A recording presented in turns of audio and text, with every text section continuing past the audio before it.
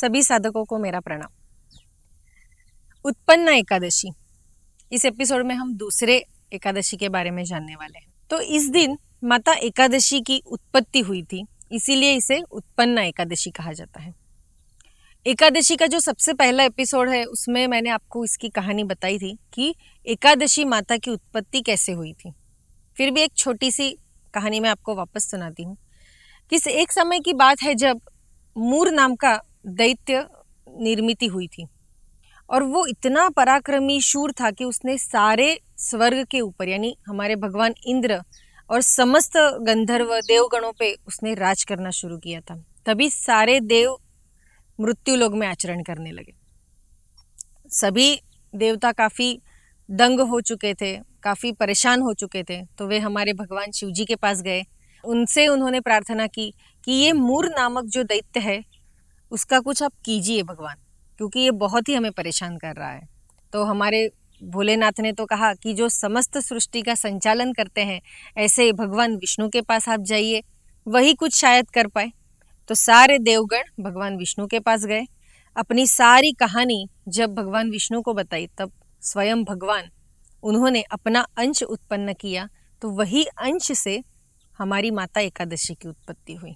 ऐसा कहा जाता है कि जो भी व्यक्ति एकादशी का अनुष्ठान करना चाहता है या तो फिर व्रत करना चाहता है तो यही वो तिथि है उत्पन्ना एकादशी की, जहाँ से आप इस व्रत की शुरुआत कर सकते हैं, ताकि आप पूर्णतः 24 एकादशी और पुरुषोत्तम मास की 2 एकादशी, ऐसे टोटल 26 एकादशी का व्रत आप सही से कर पाएंगे।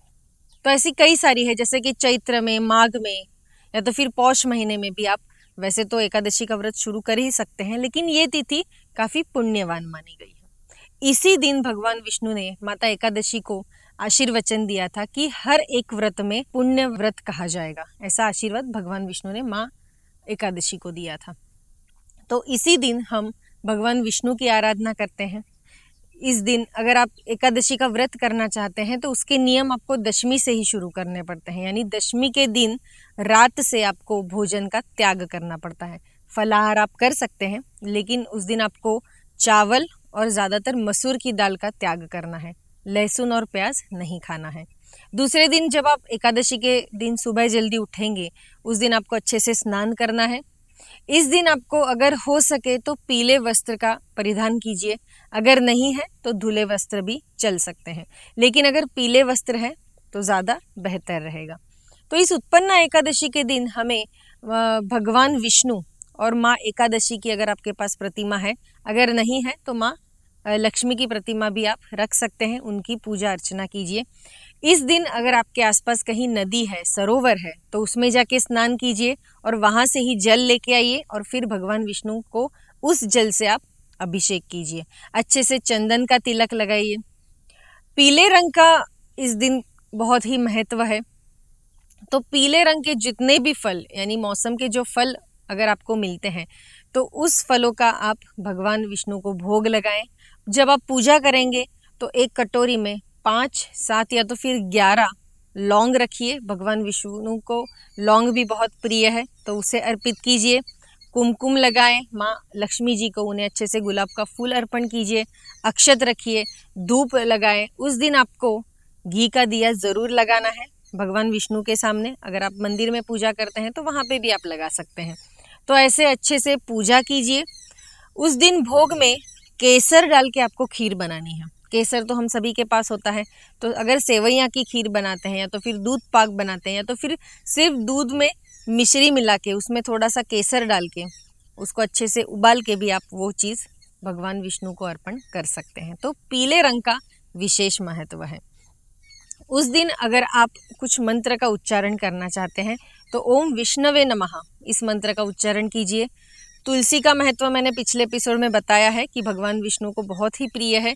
तो अगर आपके पास तुलसी की माला है तो उसके ऊपर आप ज़्यादा से ज़्यादा ये मंत्र जाप कीजिए, ओम विष्णवे नमः, या तो फिर आप ओम नमो भगवते वासुदेवाय नमः इस मंत्र का भी आप उच्चारण कर सकते हैं। इस दिन आपको विष्णु चालीसा या तो फिर पुरुष सूक्त, जो जैसे श्री सूक्त होता है वैसे पुरुष सूक्त भी होता है, तो उस पुरुष सूक्त का भी आप ज़्यादा से ज़्यादा पठन कीजिए। पहले उससे अच्छे से सीख लीजिए कि कैसे वो बोलना है, क्योंकि संस्कृत में बोलते समय कई बार ऐसा होता है कि हमें शब्द पता नहीं चलते हैं, तो फिर उसके उच्चारण में दिक्कत आती है। तो ऐसे समय पहले आप उसे अच्छे से पढ़ लीजिए, सीख लीजिए, उसके बाद ही पुरुष सूक्त का आप पारण कर सकते हैं। दूसरा एक है कि भोग जो हमने दिखाया है उसका क्या करना है, ये प्रश्न आप सभी को होगा। तो आप खुद ग्रहण कीजिए, अपने परिवार वालों के साथ उसे प्राशन कीजिए। उसी दिन यानी एकादशी के दिन आप जब पूजा अर्चना खत्म हो जाए उसके बाद प्रार्थना कीजिए। आपके मन में जो भी ऐसी कुछ इच्छा है कि जो आप पाना चाहते हैं, तो उसे हमारे भगवान विष्णु को बताइए और हमेशा क्षमा मांगिए कि अगर मेरे से कुछ भूल हो गई है पूजा करने में या तो फिर व्रत रखने में, तो भगवान विष्णु आप मुझे माफ़ कीजिए और आपकी कृपा मुझ पर सदाए बनी रहे। ऐसी प्रार्थना ज़रूर कीजिएगा।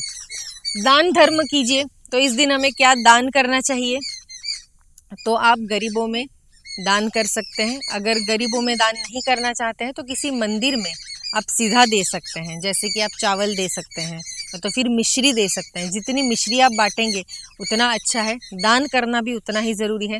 गोग्रास का महत्व है, यानी आप खुद जब भोजन करेंगे, यानी हम जब एकादशी का व्रत पूर्ण खत्म हो जाएगा, दूसरे दिन जब हम द्वादशी के दिन हम पारण करते हैं, तो पारण करने से पहले पूजा करनी है भगवान विष्णु की, ब्राह्मण को अच्छे से दान धर्म करना है, दक्षिणा देनी है, ब्राह्मण को भी भोजन करवाना है और उसके बाद ही हम खुद पारण करेंगे। पारण यानी हम भोजन करेंगे।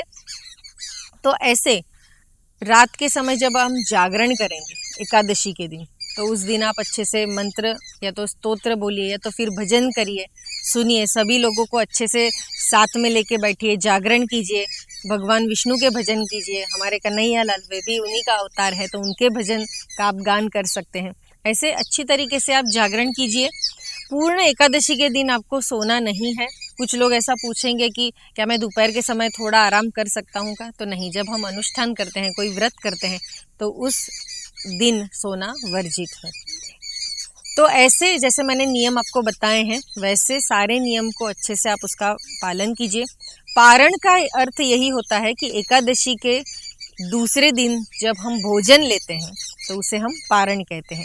यानी एकादशी का तिथि पूर्ण होने के बाद और द्वादशी की तिथि पूर्ण होने से पहले जो हम भोजन करते हैं, हम हमारा उपवास तोड़ते हैं, उसे पारण कहते हैं। तो ऐसे ही आप उत्पन्न एकादशी कीजिए। इसके अनुभव क्या आ रहे हैं वो भी मेरे साथ ज़रूर शेयर कीजिएगा। ये वीडियो आपको कैसे लगा, और किसी चीज़ के बारे में अगर आप जानना चाहते हैं तो कमेंट बॉक्स में या तो फिर व्हाट्सएप पे आप डाल सकते हैं। कुछ लोग पूछते हैं कुछ प्रश्न, या तो फिर उन्हें कुंडली भी दिखानी होती है, कई सारे उनके जीवन में प्रश्न रहते हैं। तो ये सारे प्रश्न अगर उसके ऊपर आप कुछ समाधान भी चाहते हैं तो व्हाट्सएप पे डालिए, उसका आपको ज़रूर उत्तर मिलेगा। मुझसे बात कीजिए तो उसमें से कुछ ना कुछ मार्क तो ज़रूर निकल जाएगा। तो इस चैनल को जल्दी से सब्सक्राइब कीजिए, वीडियो को लाइक कीजिए, शेयर कीजिए और मुझे कमेंट ज़रूर करके बताइए कि वीडियो कैसे लगा। धन्यवाद।